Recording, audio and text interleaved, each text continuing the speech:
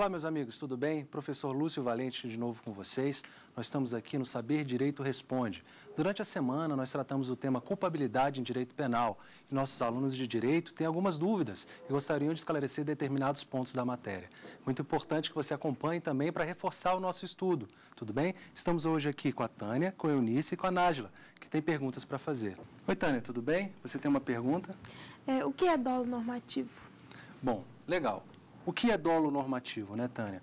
Quando a gente estudou a evolução do direito penal, a gente estudou as teorias clássicas, neoclássicas e teoria finalista, basicamente, apesar de ter estudado também as teorias funcionalistas. Mas a teoria neoclássica, ela fez uma reinterpretação do dolo. Lembra-se que na teoria clássica, também chamada teoria psicológica da culpabilidade, o dolo era uma forma de culpabilidade. Então, para a teoria neoclássica, eles passam a entender o dolo como um dolo malus, o dolo ruim, chamado dolo normativo. O que é o dolo normativo, objetivamente respondendo? É aquele que possui a consciência da ilicitude. Também é chamado de dolo colorido, né? Dolo colorido, dolo normativo ou dolo com a consciência da ilicitude. Para a teoria neoclássica, ou a teoria normativa psicológica da culpabilidade, o dolo, ele precisava ser um dolo ruim, um dolo mau. Ou seja, a pessoa agia com dolo, com a consciência de que fazia algo ruim. Eu dei até o exemplo na aula da fofoca, né? Você pode contar uma fofoca de alguém, falar da vida dos outros sem querer o mal, às vezes coisas leves, né? Ou você pode contar um segredo de uma pessoa, ou uma coisa que vai realmente atingir a honra. Então, o limite em querer causar um dano a alguém e não querer causar um dano é delimitado justamente para esse tempero, essa maldade que seria para os causalistas da teoria neoclássica, o chamado dolo normativo. Quando o dolo, então, ele migra para o fato típico, aí muda. Quando o dolo migra para o fato típico, lá na teoria finalista, ele vai sozinho, ele deixa a consciência da ilicitude na culpabilidade e a culpabilidade, então, passa a ter mais um elemento, que é a potencial consciência da ilicitude. Tudo bem? Então, respondendo, o que é o dolo normativo? O dolo normativo é o dolo da teoria neoclássica, que possui a consciência da ilicitude. O dolo hoje, na teoria finalista, não é considerado dolo normativo, mas sim o dolo natural. Existem causas supralegais de inexigibilidade de conduta diversa? Existem causas supralegais, ou seja, não previstas na lei, de inexigibilidade de conduta diversa? Existem sim. Nós estudamos lá na culpabilidade a exigibilidade de conduta diversa como elemento da culpabilidade. Bom, a exigibilidade está prevista no Código Penal, a inexigibilidade está prevista no Código Penal em duas hipóteses.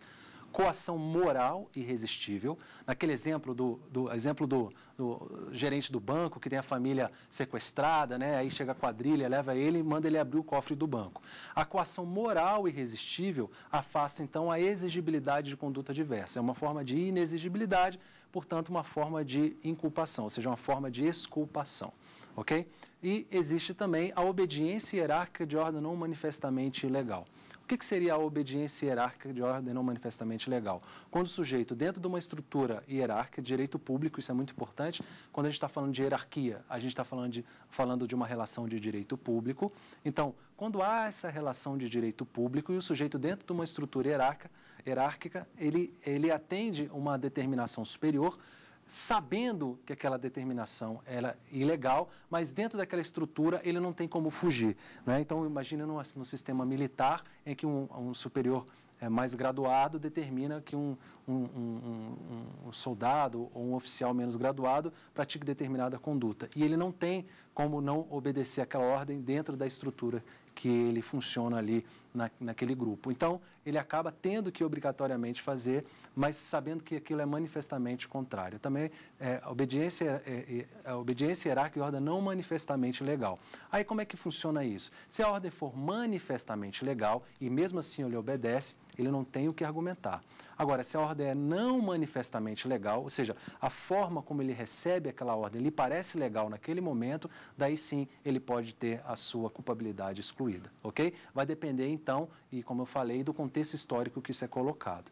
Por exemplo, atos cometidos durante o regime militar lá na Argentina, militares menos graduados praticavam atos que você olhando para trás, você considera absurdo, por exemplo, prender pessoas sem mandado de prisão, não é? Mas dentro da estrutura hierárquica e o poder que o Estado dava àquelas pessoas e a autorização que o Estado dava àquelas pessoas, quem cumpria não tinha como discutir. Existia uma ordem superior, o próprio Estado dava a ordem, ele apenas cumpria, né? Então, naquela situação, a ordem não era manifestamente ilegal, né? Era manifestamente legal.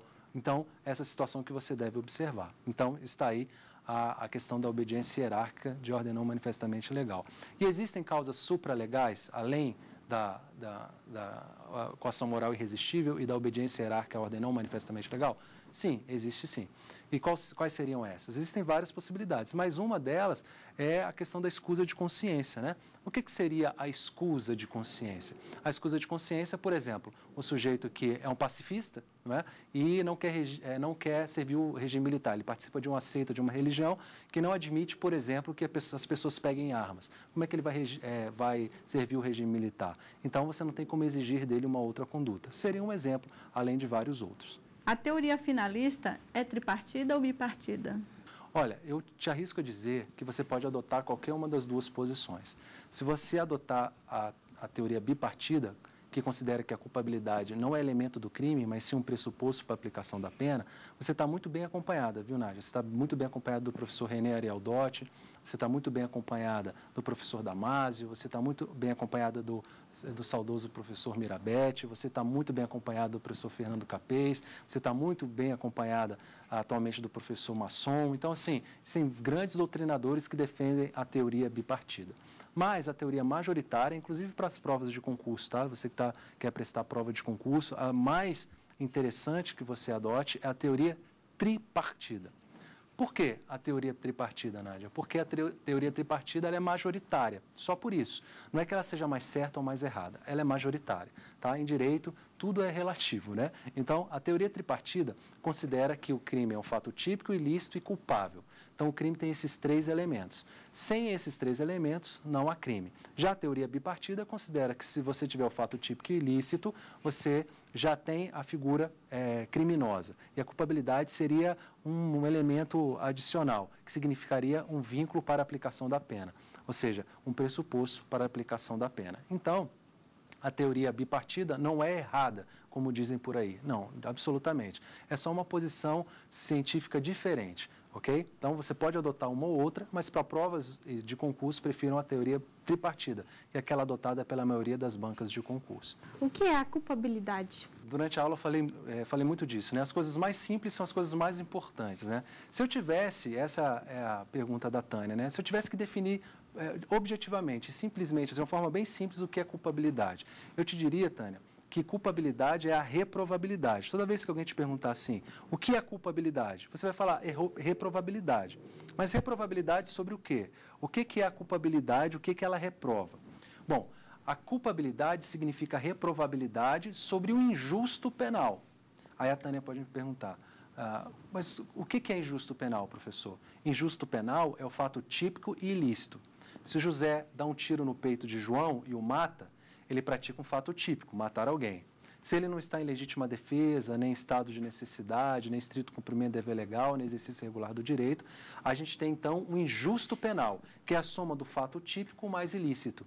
E a culpabilidade é o juízo de reprovabilidade que recai sobre esse injusto penal, ou seja, o fato típico ilícito. Algumas pessoas não podem ser reprovadas pelo injusto que praticam. Por exemplo, os menores de 18 anos, você sabe, Tânia, que não podem ser reprovados pelo injusto penal, porque eles são inimputáveis.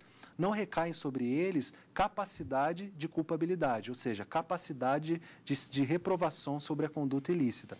Isso é muito importante, então, que quando a gente está falando de imputabilidade, a gente está falando da capacidade de compreender o caráter ilícito do fato. E quem não tem essa capacidade é inimputável, portanto, não pode ser reprovado. No caso dos menores de 18 anos, por exemplo, ficaria submetido às medidas do Estatuto da Criança e do Adolescente. Qual a diferença entre as teorias limitada e extremada da culpabilidade?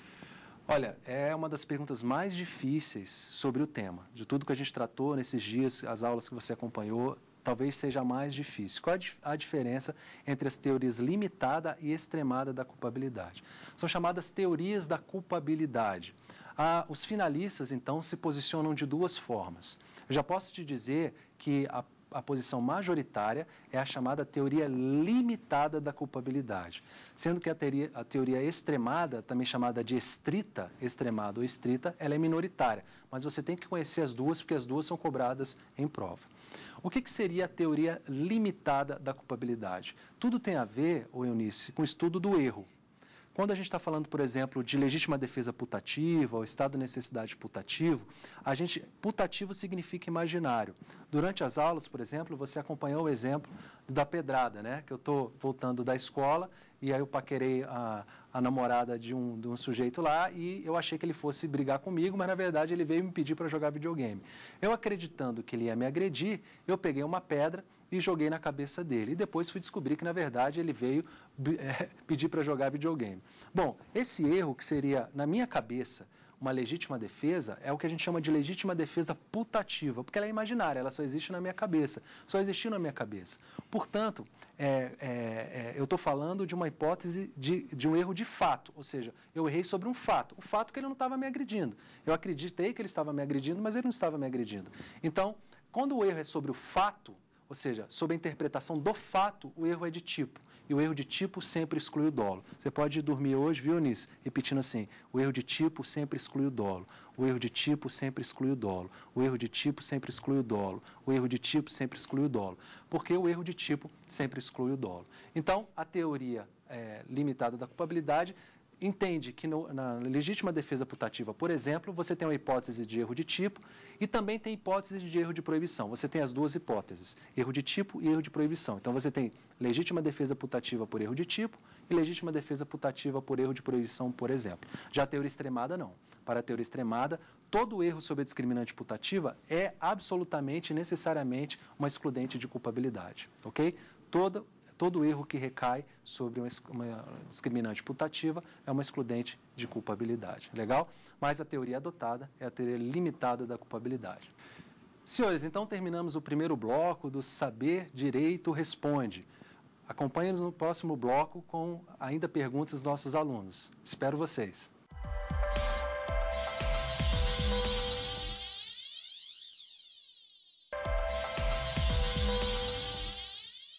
Voltamos então para o segundo bloco do Saber Direito Responde, ainda com os alunos de Direito, tirando dúvidas e pontuando algumas partes importantes do nosso estudo que ocorreu durante a semana, da culpabilidade no direito penal. Nós temos então uma pergunta da Nájila. Vamos lá, Nájila. O que é desobediência civil?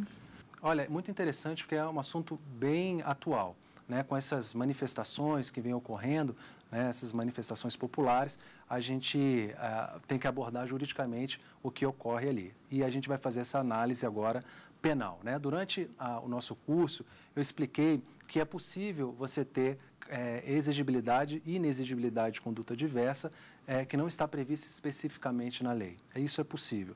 E uma dessas formas é chamada desobediência civil. O que é a desobediência civil? Por exemplo, um grupo de manifestantes bloqueia uma grande via, uma grande avenida de uma grande cidade. Bom, a polícia pode usar a força necessária para retirar aquelas pessoas, porque ela está causando danos a terceiros. As pessoas querem chegar nos seus trabalhos, querem chegar no hospital, não é? Quer deixar seus filhos na escola e aquilo bloqueia essa possibilidade. Mas existe uma possibilidade deles praticarem essa desobediência civil de forma pacífica, ordeira e com uma finalidade altruísta, querendo realmente melhorar o país e sem causar dano para ninguém. Se isso acontecer, eles não podem ser punidos por esse fato. Por exemplo, se eles ocupam, por exemplo, a entrada de um prédio sem impedir que, por exemplo, os trabalhadores ingressem no prédio para trabalhar e por aí vai, sem quebrar nada, sem agredir pessoas, seria, então, uma forma de excluir a culpabilidade dessas pessoas, ok? Então, a doutrina, ela vem abordando, inclusive já foi cobrada em prova, a questão da desobediência civil de forma pacífica, ordeira e sem causar danos a terceiros de nenhuma ordem, como uma forma de inexigibilidade de conduta diversa. É excelente essa pergunta, viu, Nájila? O que é a valoração paralela na esfera do profano? Olha, Tânia, muito interessante sua pergunta, nós abordamos isso na aula, mas as pessoas sempre têm dúvida, né? O que seria essa valoração paralela na esfera do profano? Bom, primeiro você tem que entender o que é profano. Profano é a pessoa comum, é a pessoa do povo, ou seja, aquela pessoa que não é versada em direito. São nossos pais, nossos amigos, aquelas pessoas que não estudam direito e não conhecem a norma jurídica. Tá? Então, o que seria a avaliação paralela na esfera do profano? Muito simples, olha só. Quando a gente vai analisar a consciência da ilicitude, agora a potencial consciência da ilicitude, se a pessoa interpretou a norma de forma correta ou não, evitando assim o erro de proibição, a gente tem que analisar isso não do ponto de vista de um juiz de direito ou de um versado em direito, mas da pessoa comum. Então, eu dei o exemplo, aquela pessoa analfabeta, qualquer pessoa, por menos instrução que tenha, ela sabe que matar alguém é algo errado, que subtrair coisa alheia é algo errado. Então, essa avaliação tem que ser feita na realidade dessa pessoa e não de uma pessoa versada em direito. Isso seria, então, uma avaliação paralela na esfera do profano. Significa fazer uma avaliação na realidade da pessoa comum e não na realidade do estudioso do direito, né? Porque aí as concepções são diferentes mesmo. Então, assim, se colocar no lugar dessa pessoa e assim fazer uma análise daí para cima, ou seja, daí para adensar a norma. Isso seria a forma mais correta. Então, se um sujeito, por exemplo, no exemplo que eu dei, eu deixei um relógio para consertar e o sujeito achou que tinha o direito de vender meu relógio, que eu demorei para buscar o relógio. Ele tinha esse direito? Não, mas ele interpretou que tinha, porque é uma realidade que ele vive lá. Então, vamos dizer, ele feriu o direito, ele atingiu o direito acreditando que o direito lhe protegia, mas o direito lhe virou as costas. Ou seja, naquela situação o direito lhe virava as costas, mas ele ignorava isso, mas não por maldade. Ele fez porque, na condição dele de profano, ou seja, de desconhecedor da lei, ele interpretou erradamente a norma, ou seja, o significado da lei. Então, isso é importante na análise do erro de proibição. Sem essa análise, o erro de proibição fica prejudicado. Quem teve essa ideia, quem descreveu isso primeiramente, como a doutrina explica, foi Mesger, Edmund Mesger, que criou essa ideia, essa interpretação do profano. Que seria a co-culpabilidade? Quando nós falamos das posições do professor Eugênio Raul Zaffaroni, nós trabalhamos com a ideia de co-culpabilidade. O que seria a co-culpabilidade? Como nós tratamos na aula, a co-culpabilidade significa que significa que age junto. Então, você tem a culpabilidade de alguém junto com a pessoa que realmente praticou o crime. E quem é esse alguém? O Estado.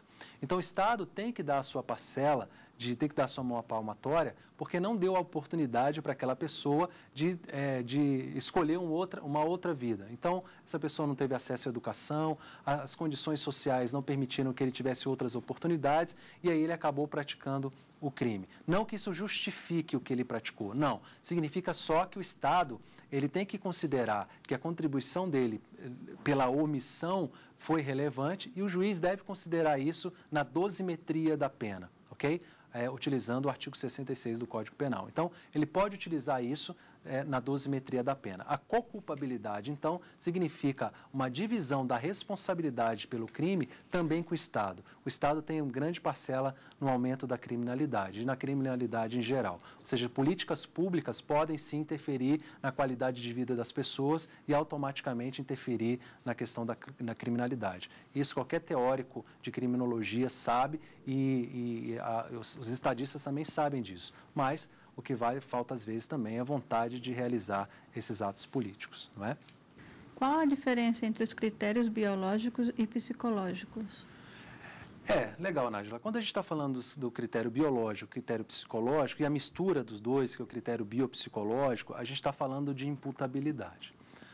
Bom, como é que isso funciona, O que é o critério biológico, o que é o critério psicológico? O critério biológico é aquele que, quando eu vou analisar a imputabilidade de alguém, eu analiso apenas a condição biológica da pessoa. Isso acontece na minoridade. No Brasil, isso acontece quando a gente está falando da minoridade penal, ou maioridade penal. Bom, o menor de 18 anos, você sabe, não pode ser responsabilizado pelo ato injusto que pratica.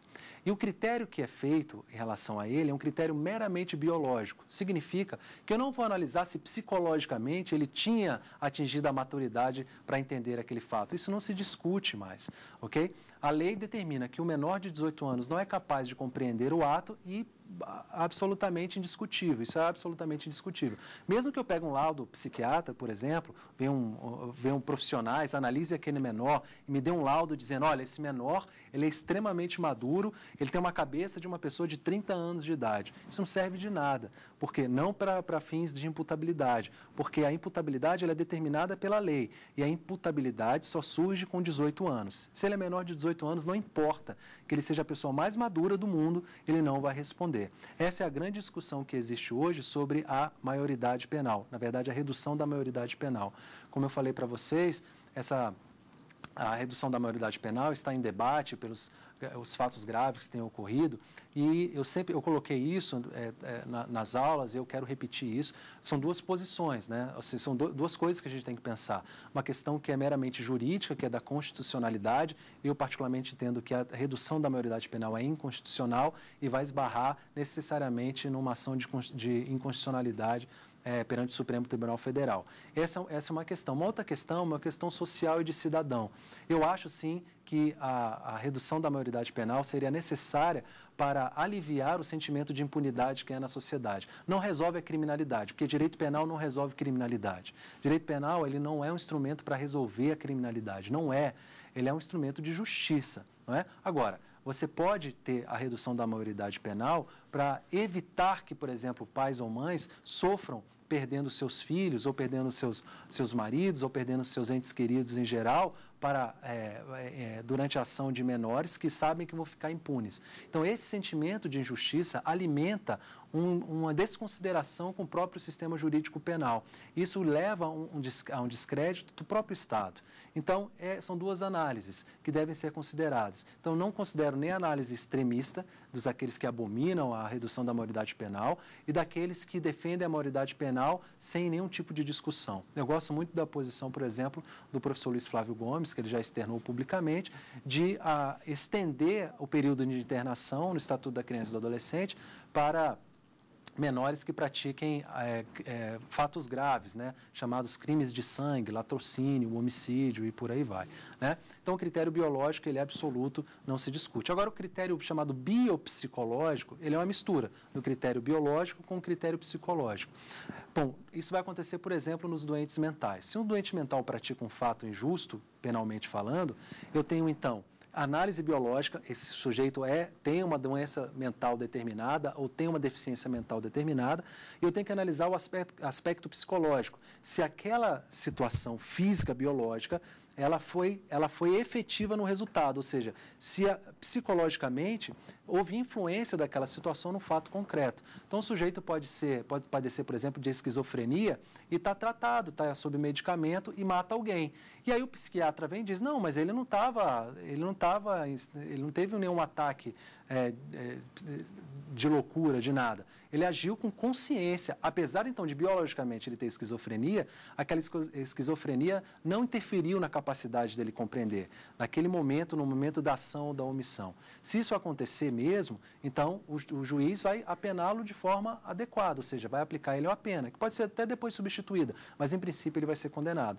Agora, se uma análise técnica verificar que aquela esquizofrenia ela interferiu na capacidade de compreender o que é certo e o que é errado, aí sim o juiz pode deixar de aplicar a pena e aplicar em seu lugar a chamada medida de segurança. O que é a medida de segurança? A medida de segurança, na verdade, é um instrumento de tratamento, ou seja, o sujeito vai ser internado, por exemplo, no hospital psiquiátrico, né?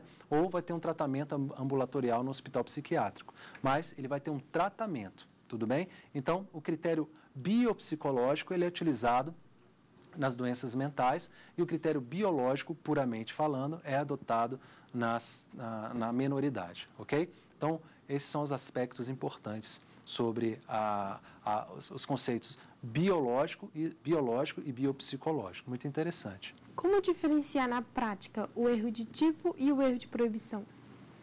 Olha, a melhor forma de você diferenciar é usando a seguinte ideia. O erro de tipo é um erro sobre análise do fato. Por exemplo, vou te dar um exemplo bem comum. Imagine que eu estou numa festa, uma determinada... Vou me tirar do exemplo, né? José está numa festa. Daí ele conhece uma moça.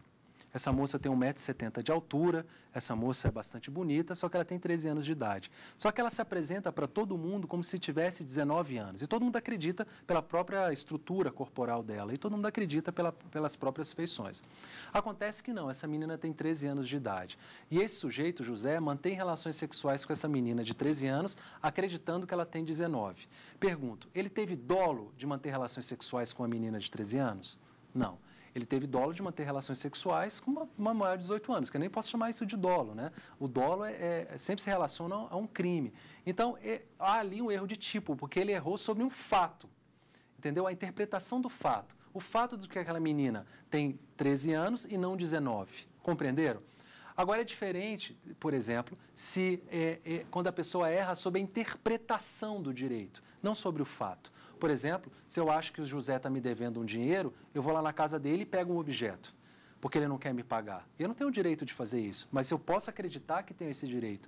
E se você acreditar sinceramente que você tem esse direito, você errou sobre a interpretação do direito. É um erro sobre a ilicitude, ou seja, do que é certo ou errado. Daí você teria um erro de proibição. Seriam, basicamente, assim, seria uma técnica bem segura de você, na prática, conseguir diferenciar legal o erro de tipo do erro de proibição. Tudo bem? Meus amigos, terminamos então o Saber Direito Responde. Espero que tenha sido proveitoso e eu quero que você assista várias vezes as nossas aulas. Quero que você se aprofunde através da bibliografia indicada e quero que você corra sempre atrás dos seus sonhos. Eu estou muito feliz de estar aqui ajudando um pouco na realização desses sonhos e contem sempre comigo. Fiquem com Deus, até a próxima. Tem dúvida sobre o assunto? Então mande um e-mail para saberdireito@stf.jus.br. Você também pode estudar pela internet acessando o site www.tvjustiça.jus.br.